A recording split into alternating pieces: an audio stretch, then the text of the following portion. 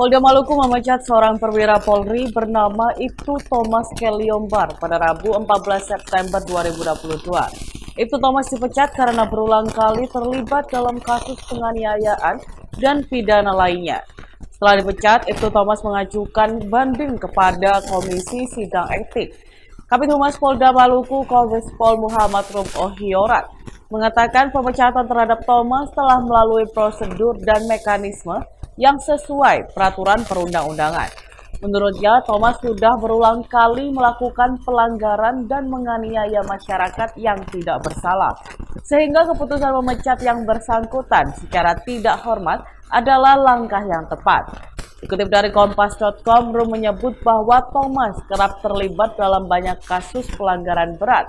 Bahkan ada kasus yang sudah disidangkan dan berkekuatan hukum tetap.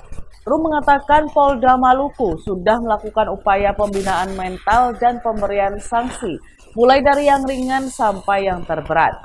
Namun sikap Thomas disebut tidak berubah dan kembali berbuat onar.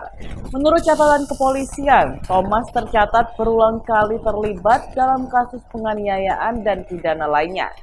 Saat menjabat sebagai Kapolsek Elpa Putih beberapa tahun lalu, ia terlibat penganiayaan sopir angkot hingga dilarikan ke rumah sakit. Ia juga pernah menganiaya warga di Talake hingga babak belur karena alasan sepele. Terakhir dia menghajar seorang karyawan minimarket juga sampai babak belur tanpa alasan yang jelas. Mantan atlet tinju ini juga pernah menantang seorang anggota TNI untuk berduel.